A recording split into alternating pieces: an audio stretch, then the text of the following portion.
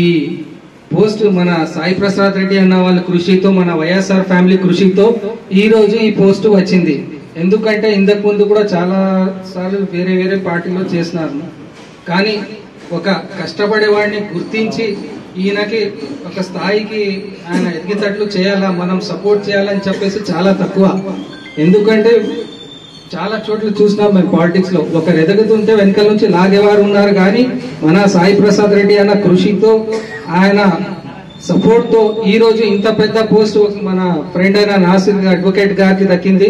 అందుకు నేను ఫస్ట్ గా ఇక్కడ మన వైఎస్ఆర్ ఫ్యామిలీకి, ముఖ్యంగా మన సాయి ప్రసాద్ రెడ్డి అన్న గారికి, చంద్రకాంత్ రెడ్డి అన్న గారికి, అందరు ఇక్కడ ఉన్న పెద్దలకి, మొత్తం ప్రెస్ మీడియా ఫ్రెండ్స్ వాళ్ళందరికీ నేను ధన్యవాదాలు తెలుపుకుంటూ, ఇంకా ఇంకా మనం కృషి చేసేది చాలా ఉంది, ఇంకా ఇంకా ముందు ఇక్కడే అయిపోలేదు. అన్నాని మినిస్టర్ చేసినంత వరకు కూడా ఆగేదే లేదు, తగ్గేదే లేదు. మన వైఎస్ఆర్ పార్టీ కొన్ని వర్గపక్షమైంది. దాంట్లో మన నాసిర్ గారికి, అడ్వకేట్ నాసిర్ గారికి మన జగన్మోహన్ గారి ఆశీస్సుల మేరకు, అలాగే జగన్మోహన్ గారి యొక్క వాగ్దానం చేసిన ప్రకారము ఈరోజు స్టేట్ సెక్రటరీగా, మైనారిటీ సెక్రటరీగా ఈరోజు స్టేట్ కు నియమించడం జరిగింది. ఎందుకంటే గతంలో కూడా మన ఎమ్మెల్యే, మన మాజీ ఎమ్మెల్యే సాయిప్రసాద్ గారు కూడా నాసిర్ గారు చేసిన కష్టాన్ని, అలాగే మైనారిటీస్ అంతా కలిసి గత 2024లో మన మద్దతు ఎలాగైతే ఇచ్చారో మనం దాన్ని దృష్టిలో పెట్టుకుని నాసిర్ గారు కూడా ఈ పోస్ట్ ఇవ్వడం జరిగింది. కాబట్టి రాబో రోజుల్లో చాలా పోస్టులు ఇంకా ఉన్నాయి స్టేట్ లో కూడా. మన మైనారిటీలు అందరినీ గుర్తించి ప్రతి ఒక్కరికి ఈ బాడీలో ఇన్వాల్వ్ చేస్తూ మన వైఎస్ఆర్ పార్టీని రాబో 2029లో మీ యొక్క సహకారము, మైనారిటీ సహకారం అయితేనేమి, అలాగే ప్రజల సహకారం అయితేనేమి, ఆధునిక ప్రజల సహకారం అయితేనేమి, అందరూ కూడా గతంలో ఏదైతే చేసినామో 2024లో కలిసికట్టుగా మనం చేసినామో, కానీ దురదృష్టవశాత్తు కొద్దిగా దీంట్లో ఇదే అయినాం. కానీ రాబో రోజుల్లో మనమంతా ఇలాగే ఆవేకతతో ఉండి, నిన్న చూసినాం మనం డిస్ట్రిక్ట్ మీటింగ్, నిన్న ఎస్వి మోహన్ రెడ్డి గారి ఆధ్వర్యంలో అసలుకి ఎవరు ఊహించలేదు. ఎందుకంటే ఇంటెలిజెన్స్ రిపోర్ట్స్ కూడా నేను చెప్తూ మా డిపార్ట్మెంట్ ఆఫ్ మాకే ఫోన్ చెప్తున్నారు, ఎందుకు కానీ ఇంతగా వచ్చిందని చెప్పి అపోజిషన్ అంటే కూటమి ప్రభుత్వం వాళ్ళు ఆలోచన చేస్తున్నారు, ఇంత ఎట్లొచ్చింది రెగ్యులేషన్ పబ్లిక్ లో అనే ఇంటెలిజెన్స్ రిపోర్ట్స్ కూడా పైకి పోయినాయి. కాబట్టి ఇదంతా ముస్లిం సహకారం అయితే అంతా మైనార్టీ సహకారము, అలాగే ఆధునిక ప్రజల సహకారము, మన వైఎస్ఆర్ కుటుంబ సహకారం. కాబట్టి రాబో రోజుల్లో ఇలాగే కలిసిమెలిసి మనం ముందు పోవాలని చెప్పి మన సాయిప్రసాద్ ఆధ్వర్యంలో మనమంతా ప్రయత్నించాలని చెప్పి నేను కోరుకుంటూ ప్రతి ఒక్కరికి ధన్యవాదాలు తెలుపుకుంటున్నాను. ఈ రోజు సభ మనం అనుకునింది చాలా పెద్ద ఎత్తున సభ చేసి, ఎందుకంటే ఒక ఫంక్షన్ హాల్ లో ఏర్పాటు చేయాలని మన నాసిర్ గారు కానీ, మన బాసిద్ భాయ్ గారు కానీ, మనమందరూ ఒక నిర్ణయానికి వచ్చింది. ఎందుకంటే ఆయనకి ఇచ్చిన హోదా అనేది కాదు, ఈ రోజు ఇచ్చిన హోదా మీద మన మైనార్టీలు అందరూ కలిసి మన ఆధునిక ఒక మైనార్టీ సభ అనేది ఒక పెద్ద ఎత్తున ఏర్పాటు చేసి, ఆ యొక్క సభకు గౌరవ అధ్యక్షులుగా మన సాయిరెడ్డి గారికి మనం పిలవాలని మనము ఒక నిర్ణయం చేసింది. కొన్ని అన్యవార కారణం వలన, ఎందుకంటే పెద్ద ఎత్తున సభ పెట్టిన తర్వాత ప్రతి ఒక్కరిని మనం పిలిచే బాధ్యత ఆ వ్యక్తి మీద ఉంటారన్నమాట. ఎందుకంటే ఈ రోజు మనం ఈ సభకి నిర్ణయించుకున్న దానికి కొంతమంది ఉండే మన మైనార్టీలోన కొంతమంది అనుకూలమైన వ్యక్తులు వాళ్ళ యొక్క పని వలన కానీ, వాళ్ళ యొక్క కార్యక్రమాల వలన కానీ వాళ్ళు రాలేము అన్నందుకే ఈ రోజు మనం కేవలము మన ఎమ్మెల్యే గౌరవైన మన మాజీ ఎమ్మెల్యే ఇంట్లోనే మనం ఈ సభ ఏర్పాటు చేసినాము. ఏదైనప్పుడు కూడా ఈ రోజు మన గౌరవ మాజీ శాసనసభ్యులు మన సాయిప్రసాద్ రెడ్డి గారు ఈ రోజు మైనార్టీ గుర్తించి ఈ రోజు మనకు నాసిర్ గారికి ఇంతకు ముందే ఒక హోదా వచ్చేది, ఎందుకంటే ఆ హోదా రాలేకపోయినా కూడా ఆయన ఎలాంటిది మనస్పార్థాలు లేకున్నట్ల పార్టీ కోసం పనిచేసి ఆయన చేసినందుకు మరి ఈ టైంలో ఆయనకు ఒక బాధ్యత అనేది ఇచ్చారు. సరే ఏదైనప్పుడు కూడా మైనార్టీ సెక్రటరీగా వేయడం జరిగింది. గతంలో కూడా వర్కో డైరెక్ట్గా, రాష్ట్ర వర్కో డైరెక్ట్గా నియమించడం జరిగింది. ఒక అడ్వకేట్గా ఉన్నారు కాబట్టి దాంట్లో కూడా స్థానం కల్పిస్తే బాగుంటుందని చెప్పేసి ఉద్దేశంతో ఇవ్వడం జరిగిన పరిస్థితి ఉంది. ఏదున్నా కూడా మైనార్టీ గతంలో కూడా చాలామందికి మనకు అవకాశాలు ఇస్తాం. బాగా దాన్ని అదే ఇష్టపడి బాగా పని చేయాలి, కష్టపడకుండా ఇష్టపడి చేయాలి. మన రైమన్ చెప్పినట్ల పదవి తీసుకొని మనము పదవిలో ఉన్నామనేది కాదు ఇంపార్టెంట్. మనకి ఆ పదికి న్యాయం చేయాలని చెప్పేసి నేను కోరుకోవడం జరుగుతూ ఉంటుంది. ఏదన్నా ఇక్కడ వచ్చినటువంటి యువత కూడా ఎంతో అభిమానంతో వచ్చి నాసిర్ గారికి సపోర్ట్గా నిలబడింది. చాలా సంతోషం. ఇదే ఉండాలి. ఈ ఐక్యత దీంతోనే ముందుకు పోతే గ్యారెంటీగా మన పార్టీ పరంగా కూడా బలోపేతం చేయొచ్చు. ఎందుకంటే మొదటి నుంచి మైనార్టీలో సపోర్ట్ ఉన్నా ఈరోజు ఆదరణలో ఆశ్చర్యం అందరికీ 56,000 ఓట్లు మైనార్టీలకు ఉన్నాయి. మరి 56,000 ఓట్లు ఉండి బీజేపీ ఎట్లా గెలిచిందనేది ప్రతి చోట ఇది ఒక చర్చనీయాంశంగా మారిపోయింది. ఏదున్నా కూడా ఈ పరిస్థితుల్లో ఇంకా ఈవీఎంలు వచ్చాయి కాబట్టి అవి ఈవీఎంలో ఏం జరిగిందో ఏం లేదో ఏదో 50 లక్షల ఓట్లు పెరిగిపోయినాయి. అది వాస్తవంగా చెప్పాలంటే ఈవీఎంలు ఎప్పుడైతే ఎలక్షన్లు అయిపోతేనే అట్లే భద్రంగా పెట్టాలి. ఆ పరిస్థితి లేదు. ఇమ్మీడియట్గా దాన్ని డిలీట్ చేసేసి వదిలేసే పరిస్థితి. అంటే ఇంత అన్యాయంగా రాజకీయాల్లో కూడా ఈరోజు ప్రజలకి ద్వారా ఎన్నుకోబడ్డ ప్రభుత్వం కాదు, ఇప్పుడు ఈవీఎం ద్వారా ఎన్నుకునే ప్రభుత్వం ఈరోజు ఈ రాష్ట్రంలో ఉందని చెప్పేసి అందుకే ఇష్టానుసారంగా ఈ ప్రభుత్వం ఏం చేస్తూ ఉంది, ప్రభుత్వం అధికారంలోకి వచ్చినాక వాళ్ళు ప్రజలకి మన్నన పొందేదానికో ప్రజలకు మెచ్చుకునేదానికో పనిచేయాలి. కానీ రాష్ట్రం అంతా అరాచకలు జరుగుతూ ఉన్నాయి. మహిళల మీద దాడి, మహిళల మీద అత్యాచారాలు, చిన్న 4 ఏళ్ల పిల్లల మీద అత్యాచారాలు, వైఎస్ఆర్ పార్టీకి సంబంధించిన వాళ్ళ మీద దాడులు, హత్యలు, ఈ రకంగా రాష్ట్రంలో సోషల్ మీడియా మీద అన్ని విధాలుగా కేసులు పెట్టి వాళ్ళు ఇబ్బంది పెట్టారు. అంటే ఎవరు కూడా భయభ్రాంతులైపోయి ఎవరు కూడా ఈ రాష్ట్రంలో పనిచేయరాదు వైఎస్ఆర్సీపీ అనే ఆలోచన ఈ రెడ్బు రాజ్యాంగం నడుస్తుందని చెప్పేసి కూడా నేను చెప్పడం జరుగుతాం. ఇవన్నీ నడువు ఎట్లెట్లా రాజులే పోయినా రాజ్యాలే పోయినా ఇవన్నీ పెద్ద సమస్య కాదు. ఇది ప్రజలు తిరిగిపడినారంటే ఏడ కనపడరు వీళ్ళంతా కూడా. అది వస్తుంది, రెవల్యూషన్ వస్తుంది. ఎందుకంటే వచ్చే పరిస్థితి వస్తుంది. ఎందుకంటే అన్ని చోట్ల వాళ్ళ పార్టీ పరంగా ఎన్నో రకాలుగా ఈరోజు ఎక్కడ చూసినా దాడులే, ఎక్కడ చూసినా హత్యలే, ఎక్కడ చూసినా అత్యాచారాలే. వాటికి ఎక్కడ చూసినా దాడులు చేస్తే కూడా దాడులు జరిగిన తర్వాత కూడా మన మీదే కేసులు, మన వాళ్ళ మీదే కేసులు. జగన్మోహన్ రెడ్డి ఎక్కడైనా ప్రోగ్రాం పెట్టుకొని పోతే ఆంక్షలు. అంటే అవి ఎంతగా చేసినప్పుడు ప్రజలు ధైర్యంగా బయటకు వచ్చి జగన్మోహన్ రెడ్డి మద్దతు తెలుపుతూ ఈరోజు మనం చూస్తాం. విజయవాడ, గుంటూరు కానీ, తర్వాత చిత్తూరు కానీ, మిగతా చోట్ల పల్నాడులో కానీ, తర్వాత ఈడ ప్రకాశం జిల్లాలో కానీ ఎంత పెద్ద ఎత్తున వచ్చి ప్రజలు ఆదరిస్తూ ఉన్నారంటే అంత పెద్ద ఎత్తున వచ్చి ఆదరించే పరిస్థితి ఈరోజు చూస్తూ ఉన్నాం. మళ్ళీ ఇలాంటి పరిస్థితుల్లో ఈరోజు మన నాయకుడు కూడా వీరుగా ఉన్నాడు. ఎందుకంటే మామూలుగా ఎవరైనా ప్రభుత్వం అధికారంలోకి వచ్చినాక కొద్దిగా టైం తీసుకొని పోరాటాలు చేస్తారు. జగన్మోహన్ రెడ్డి చేయలే, మొదటి నుంచి పోరాటంతో మొదలైపోయింది. ఎందుకంటే వదిలే పరిస్థితే లేదు.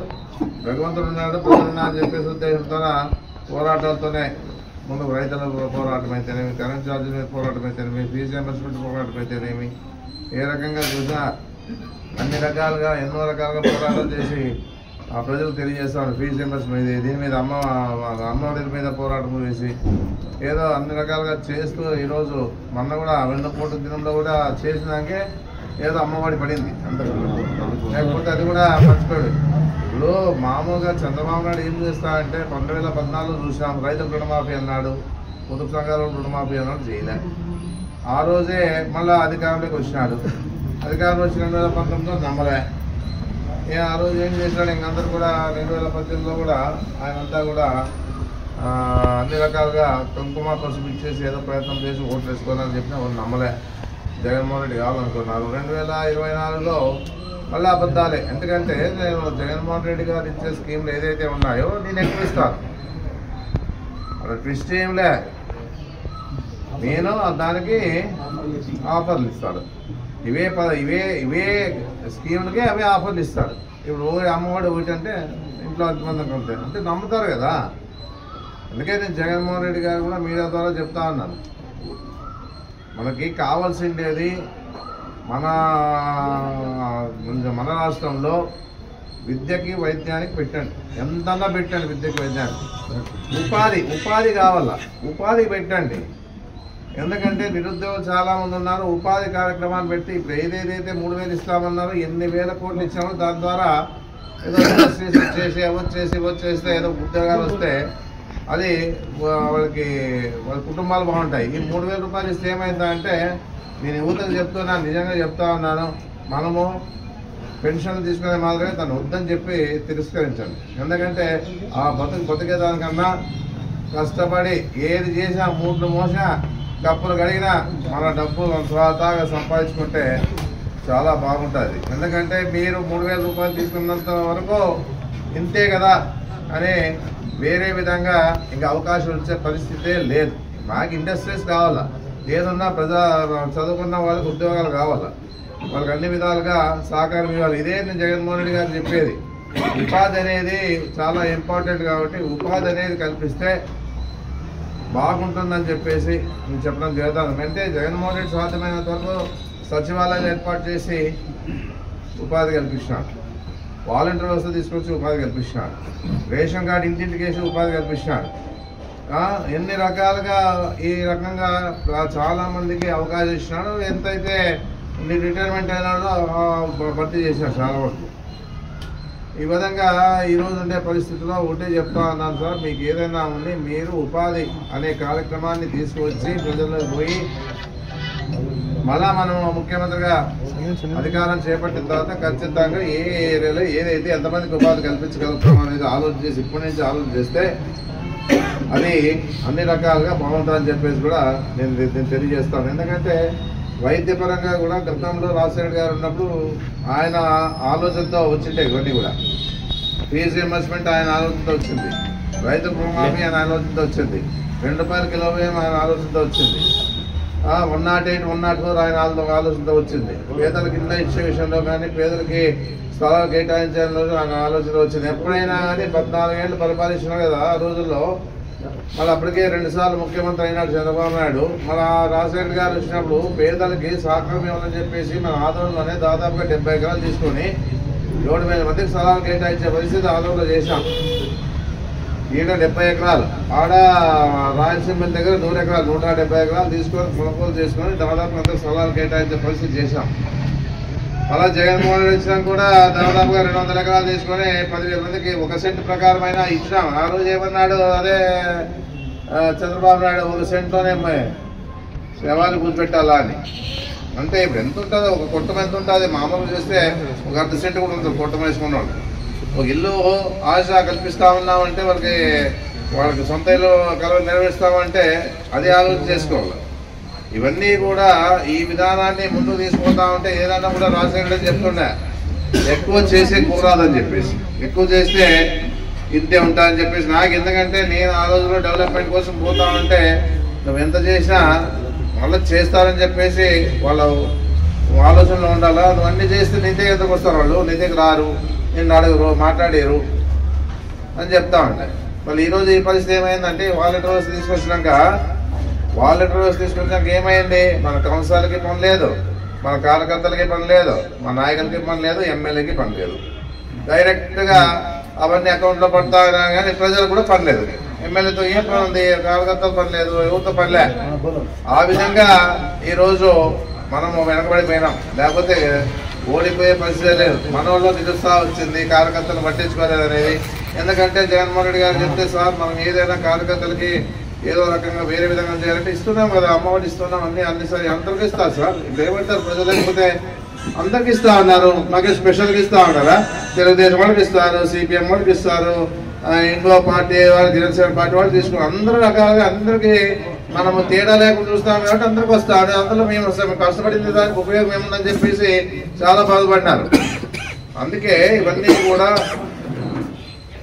ఈ రోజు ఉండే పరిస్థితుల్లో బాగా టైం ఉంది సార్, మనకి ఇంకా టైం ఉంది, ఏమి ఇబ్బందిలే. ఏదైతే చేయగలుగుతామో ఇవన్నీ తగ్గించుకోవాలి, కొన్ని తగ్గించుకొనేసి వైద్యానికి విద్యను పెట్టి ఉపాధి అనేది తీసుకొచ్చామంటే ఖచ్చితంగా మన పార్టీ 170 సీట్లు వచ్చి ఆశ్చర్యపోయే పనులు అని చెప్పేసి కూడా నేను చెప్పడం జరుగుతాను. ఏదన్నా ఇన్ని అరాచకాలు జరుగుతూ ఉంటే దేవుడే చూస్తూ ఉంటాడు. ఎప్పుడో ఉంటుంది ఏదో ఒకటి పనిష్మెంట్ ఇస్తాడు. ఈ కూడా పోడు. ఇవన్నీ ఎన్నాళ్ళు జరుగు, ఇవన్నీ జరిగినప్పుడే జరుగుతాయి. ఎందుకంటే ఎవరైనా కానీ జరిగినప్పుడే చేస్తారు. అది జరిగినప్పుడు చేసినప్పుడు తర్వాత బాధపడతారు. అందుకే ఏదున్నా కూడా నేను ఎప్పటికీ ఎమ్మెల్యేగా ఉన్నా కూడా ఎక్కడ ఎలాంటి సమస్యలు లేకుండా ముందుకు పోతా ఉంటుంది. అది ఈరోజు తప్పు చేసామేమో అనిపిస్తూ ఉంది. ఎందుకంటే ఆ రోజే మనము వాళ్ళు ఏదైతే మాటకు మాట వాళ్ళు సమాధానం మనం చెప్పింటే ఆ రోజు ఈ పరిస్థితులే. ఎందుకంటే మనం ఎవరు మాట్లాడినా సరే రాజకీయంగా మాట్లాడతాను వదిలేస్తాం. అదే పొరపాటు చేసినాం మనమంతా కూడా. అదే అదే అదే అది కాదు అనేది కాదు. కానీ ఏదన్నా కానీ ఏదున్నా ప్రభుత్వానికి వనరులు సమకూర్చుకుంటాను. చంద్రబాబు నాయుడు ఏం చెప్పా, ప్రజలకి వనరులు సమకూర్చుకుంటాను, సంపద సృష్టిస్తాను అనే. సంపద ఎట్లా సృష్టిస్తాడబ్బా, ఎట్లా చేస్తాడు, ఏ రకంగా చేస్తాడు? జగన్మోహన్ రెడ్డి అన్ని విధాలుగా కేయులు ఇస్తూ హాస్పిటల్ బాగా చేశాడు, మన స్కూల్ బాగా చేశాడు, ఉపాధి ఇచ్చినాడు, ఇన్ని రకాలుగా ఇంటింటికి బియ్యాన్ని ఇచ్చినాడు. తర్వాత మెడికల్ కాలేజ్ ఇచ్చినాడు, బైపాస్ రోడ్ ఇచ్చినాడు, డిగ్రీ కాలేజ్ ఇచ్చినాడు. ఇన్ని రకాలుగా ఆ సైడ్ అంతా ఓటర్ అంతా బాగా చేశాడు. మళ్ళీ అన్ని కూడా ఈ రోజు చేస్తూ జగన్మోహన్ రెడ్డి ముందుకు పోయినాడు. మళ్ళీ ఏదైనా చంద్రబాబు నాయుడు 15 మళ్ళీ ఏదైనా చేసినాడనేది ఉందే, కనపడతా ఉందే. అంతే ఏదున్నా రాజశేఖర రెడ్డి ఆరోగ్యశ్రీ ఉంటే ఎన్టీఆర్ ఆరోగ్యశ్రీ అండి. అంటే ఎన్టీఆర్ ఎందుకు పెడతా ఉన్నారంటే ఎన్టీఆర్ పెట్టకపోతే వాడు బతకలేదు. అన్ని రకాలుగా అమ్మఒడి తల్లిపోదాం ఇవి. ఎందుకంటే ఇది కాదు కావాల్సి ఉండేది. ఇవన్నీ కూడా ఏమంటారు, ఇప్పుడు మీరు ఖచ్చితంగా మీ స్కీమ్ ఏదైనా ఉంటే పెట్టండి, అవన్నీ కాదు. కానీ ఏదున్నా లేకపోతే ఏదో ఇప్పుడు యువతని విద్యావంతుల్ని నీవు 3,000 రూపాయలు ఇచ్చేసి మనని దగ్గర తీసుకుందామని అంటే వాళ్ళ ఆలోచన చేసుకోవాలి. ఎందుకంటే చదివి ఈరోజు ఈ పరిస్థితిలో ఉంటామని చెప్పేసి మళ్ళీ 20 లక్షల ఉద్యోగాలు ఎప్పుడో ఎన్ని లక్షల ఉద్యోగాలు 20 లక్షల ఉద్యోగాలు ఇస్తామని ఎక్కడ క్యాలెండర్ విడుదల చేసి ఎక్కడ ఉద్యోగాలు ఏమన్నా ఏముందడగండి వెనక ఏం చెప్పుకోరా, చెప్పినవన్నీ చెప్పలేనివన్నీ చెప్పినారు. 15,500 కోట్లు భారాన్ని కరెంటు బాధలు మా ప్రజల మీద వేశారు. ఇప్పుడు ఎందుకు వేసినాడు ఇవన్నీ? ఇప్పుడు అప్పుడేమో లిమిట్ ఉంటే కరెంటు బిల్ ఎంత ఉంటే మీకు పెన్షన్ వస్తుంది అనేది. ఇప్పుడు కరెంటు బిల్ పెంచినాక అది పెరిగిపోతుంది కాబట్టి ఎంక్వైరీ చేసి తీసేస్తారు. ఇదే ఉండేది కథ. ఏదున్నా కూడా వచ్చినంత చాలు, బాగా సంతోషంగా ఉండా మా కుటుంబాలు అనుకునే పరిస్థితి ఉన్నప్పుడే న్యాయంగా న్యాయపరంగా ఇచ్చిన హామీలు నెరవేర్చిన వాళ్ళకి గుర్తించాలని చెప్పేసి నేను చెప్పడం జరుగుతా ఉంది. ఇవన్నీ ప్రజలు మర్చిపోతారు. ఎలక్షన్లు వచ్చే టైంలోన ఏదో రకంగా మభ్య పెడితే మర్చిపోతారు. అది కాదు సమస్య. ఇప్పుడు ఇంత భారము మనమే 15,500 కోట్లు ఎప్పుడైనా భారం వేసాం కంటిన్యూగా. ఇక ఉన్నంత వరకు జీవితాంతకాలు కట్టాల్సి ఉండే కదా మనము. మున్సిపాలిటీ ఇప్పుడు చాలా మంది మన ఇంట్లోకి మున్సిపాలిటీ ట్యాక్స్ పెరిగింది తెలుసా తెల్దా? మున్సిపాలిటీ ట్యాక్స్ పెరిగింది బాగా. అంటే కనపడకుండా పెంచినారు అవన్నీ కూడా. ఎంత పెంచినారంటే ఆ పెంచడం అందరికి తెలుసు. ఇంట్లో కట్టేవాళ్ళకి మేమంతా కడతామది. ఇప్పుడు రిజిస్టర్ వాల్యూ పైన ఇంత కట్టాలంటే ఏ విధంగా దోచుకొని తింటున్నారో, సంపద సృష్టిస్తుంటారో, మన మీద భారం వేసి సంపద సృష్టిస్తారు. వేరే విధంగా ఇండస్ట్రీస్ తెచ్చి మళ్ళీ 13 లక్షల కోట్లు నిధులు తెస్తా ఉన్నాం అనే ఎక్కడ. అంటే ఇవన్నీ కూడా చూసేదానికి మీడియాలో వినేదానికి సరిపోతుంది. కానీ ఈ రకంగా ఈరోజు ఈ రాష్ట్రంలో ఈ ప్రభుత్వం చేస్తుంటే పని ఇంకా ఎంతో మాట్లాడినా చాలా మంది ఏం మాట్లాడినారు. వాలంటీర్ వ్యవస్థ ద్వారా కూడా 33,000 మంది ఆ మహిళలు కనపడకుండా పోయినారంటే ఇది చెప్పి మాకే ఆసరికి వచ్చింది మీడియాలో. 33,000 మంది మహిళలు వాలంటీర్ ద్వారా మాయమైపోయినారని చెప్పేసి ఇంటెలిజెన్స్ ప్రకారం, సెంట్రల్ ఇంటెలిజెన్స్ ప్రకారంగా జరిగిన సమస్య ఉందని చెప్పేసి పవన్ కళ్యాణ్ మాట్లాడితే ఎక్కడ ఈరోజు ఆ ఊసే లేదు, ఆయన కనపడటం లేదు. ఏదున్నా కూడా 15 ఏళ్ళు ఆయనకే నేను ఊడికి చేస్తూ ఉంటాడు.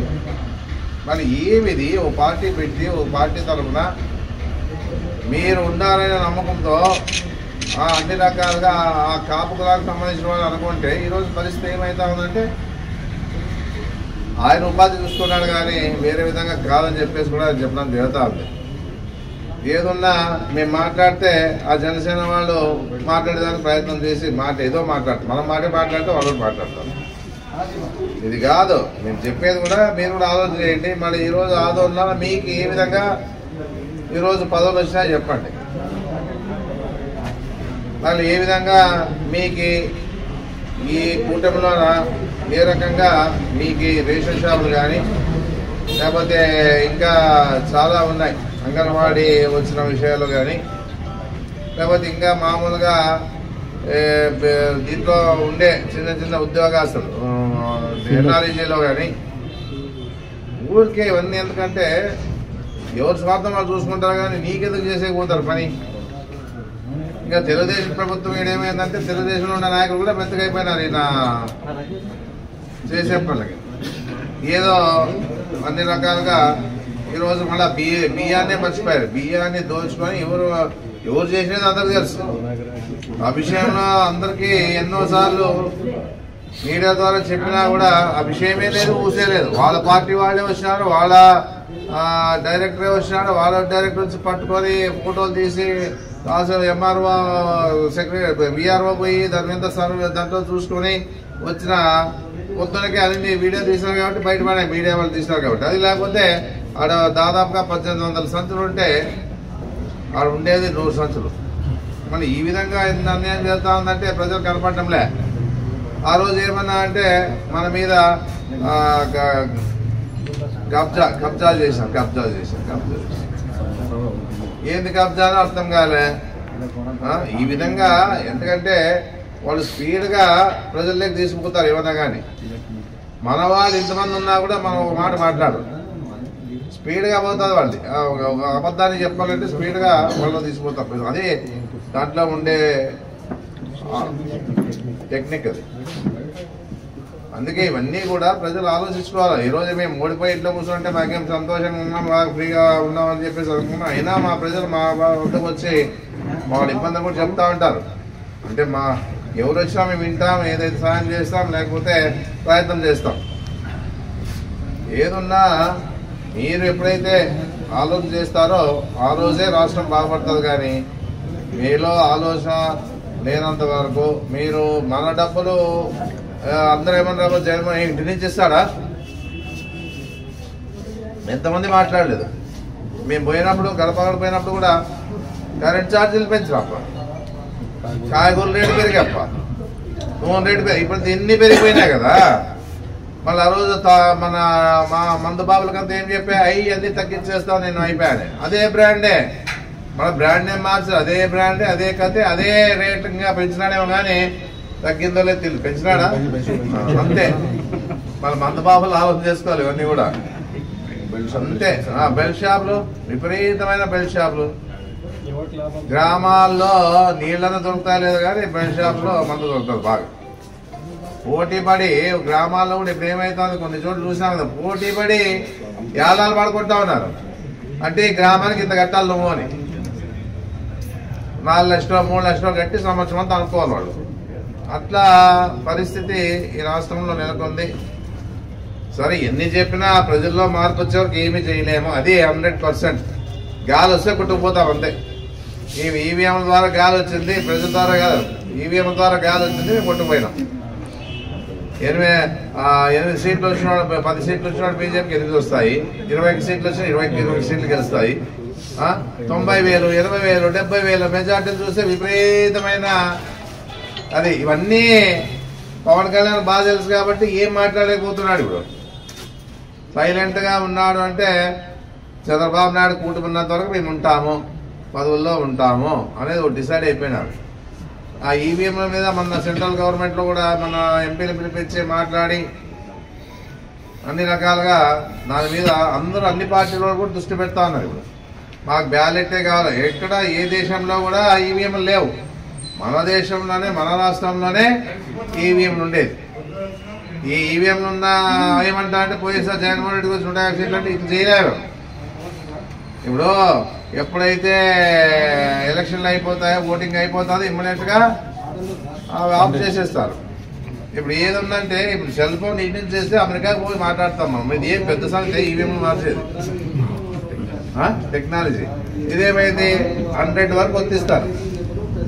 ఇంకో 100 200 500 వరకు పెట్టండి అంటే పెట్టరు. అది 100 వరకు వర్తిస్తారు. తర్వాత మనకేసినప్పుడు వాళ్ళకే పడుతుందో తెలియదు ఓటు. ఆ టెక్నిక్ ఏమి పెద్ద సంగతి. ఎంత మేధావులు ఉన్నారంటే దేశంలో అంత నాలెడ్జ్ ఉన్నవాళ్ళు మన ఇండియాలో చాలా మంది ఉన్నారు. ఆ టెక్నిక్ తెలుసుకున్నారు కాబట్టి చంద్రబాబు నాయుడు లోకేష్ గారు ఇద్దరు కనపడలే. ఎక్కడికి పోయినా ఇంటెలిజెన్స్ కూడా కూడా తెలియదు వీళ్ళు ఎక్కడికి పోయినారనేది. 1 వీక్ 10 days అంత పకడ్బందీగా వాళ్ళు వ్యూహం రచించి మళ్ళీ ఈరోజు రాష్ట్రంలో మనకు 40% వస్తే 11 సీట్లు, 40% ఓట్లు వస్తే 11 సీట్లు. ఓ మీడియా సర్వేలో చెప్తారు దాదాపుగా 98 సీట్లు వచ్చినా జగన్మోహన్ రెడ్డికి. ఇది ఖచ్చితంగా చెప్తామని చెప్పేసి చెప్పడం జరుగుతూ ఉంది. సర్వేలన్నీ మనకే. ఏ సర్వే కూడా కేకే సర్వే, మన ఏదో కేకే సర్వే లాస్ట్ వచ్చే దాంట్లో నా పేరు ఉంది.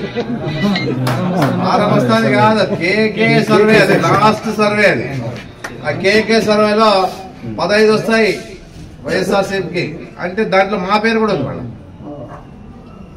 మళ్ళీ ఆడిపోయావన్నీ అంటే ఈ సర్వేలు కూడా తారుమారయ్యే ఖమ్మం పట్టిపోయింది. సర్వే ప్రజల తీర్పు తీసుకున్న వాళ్ళందరూ.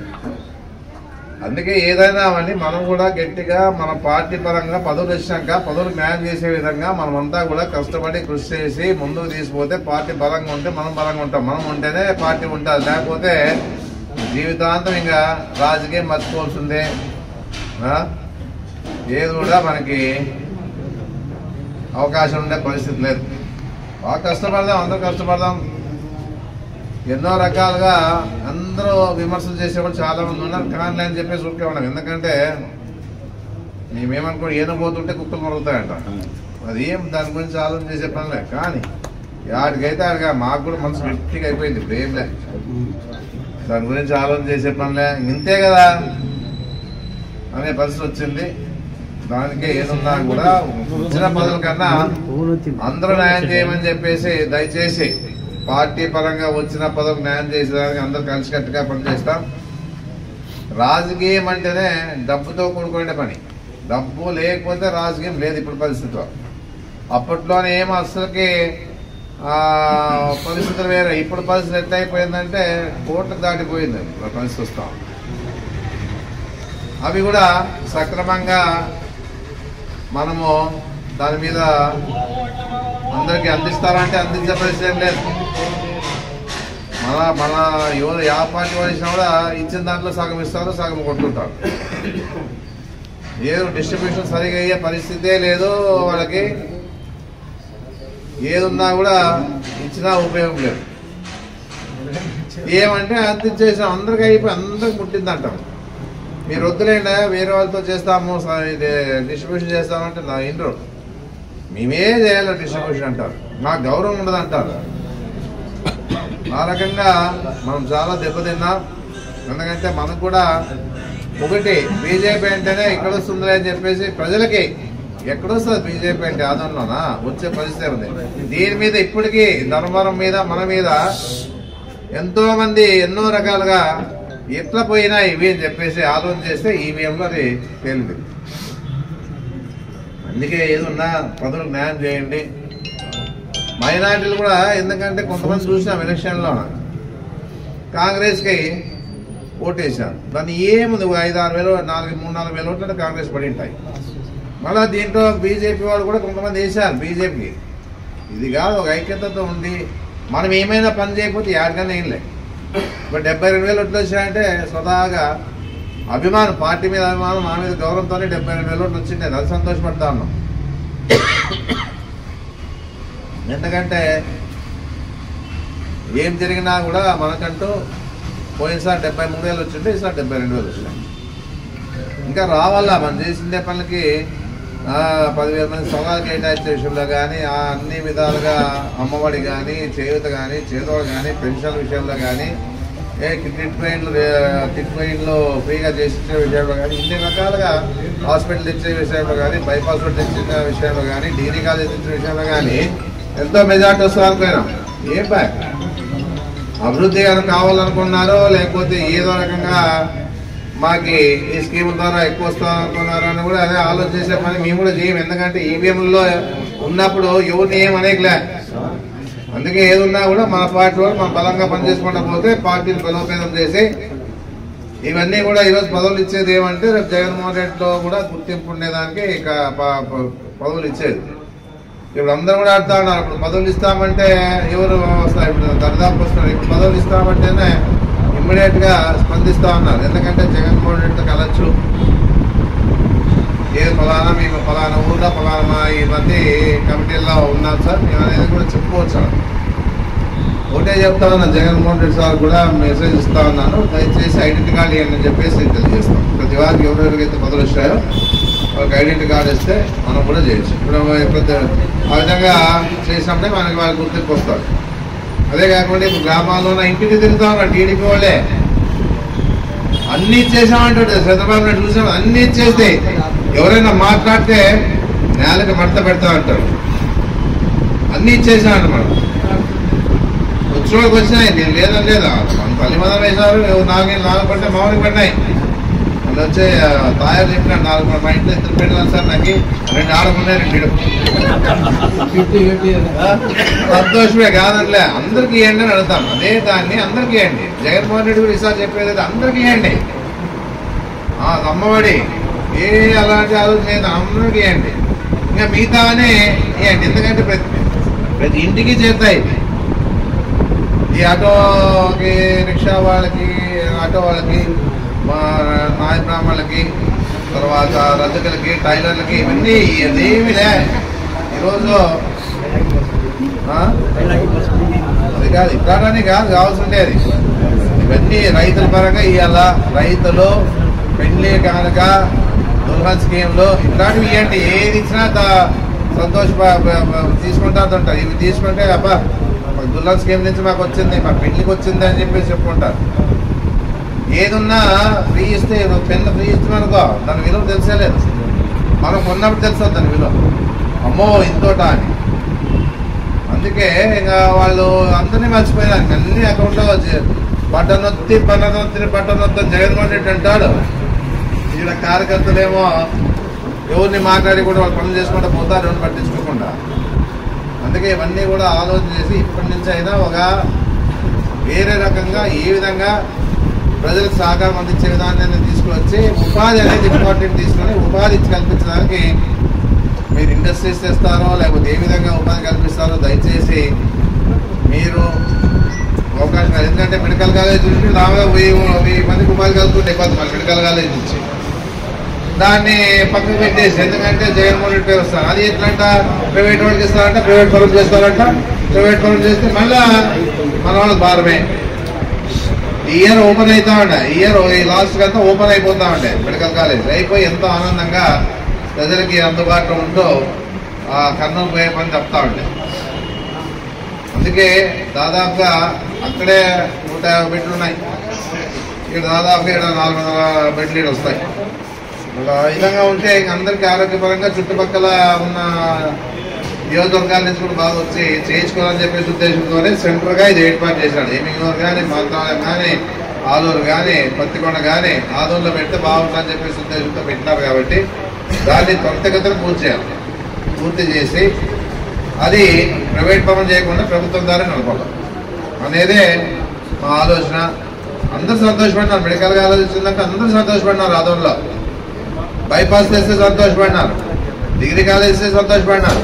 ఈ సంతోషం అంతా ఎక్కడికి పోయిందో తెలియదు కానీ మమ్మల్ని ఇంట్లో కూర్చోబెట్టాం. అందరూ అభివృద్ధి అనేది అనేక లేదు, అక్కే ఎవరికి లేదు, ఏం చేసినామనే పరిస్థితి లేదు. ఇప్పుడు ఎక్కడికి పోయినా ఇంటికి తిరిగినా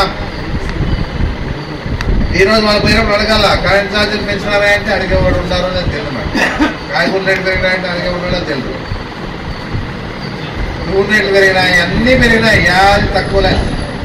అందుకే ప్రజలు ఆలోచించుకొని మీరు కూడా అన్ని రకాలుగా పార్టీ పరంగా సహకారం అందించాలని చెప్పేసి మనస్ఫూర్తిగా కోరుకుంటూ అవి ఒకసారి పార్టీ పదవి న్యాయం చేయాలని చెప్పేసి వచ్చిన వాళ్ళని కూడా పార్టీలో ఇంకా ఏమన్నా ఉన్నా ఎవరైనా ఉన్నా వాళ్ళు కూడా అవకాశం కల్పిస్తాం. ఇది ఒక్కటే ఇప్పుడు మైనార్టీ స్టేట్ సెక్రటరీగా కాకుండా ఇంకా పదవులు ఉంటాయి. ఆ పదవుల్లో కూడా అన్ని వర్గాల వారికి చాలా మందికి ఇచ్చాం, ఇంకా ఇస్తాం ఏదన్నా చెప్పేసి తెలియజేస్తూ సెలవు తీసుకుంటున్నాం.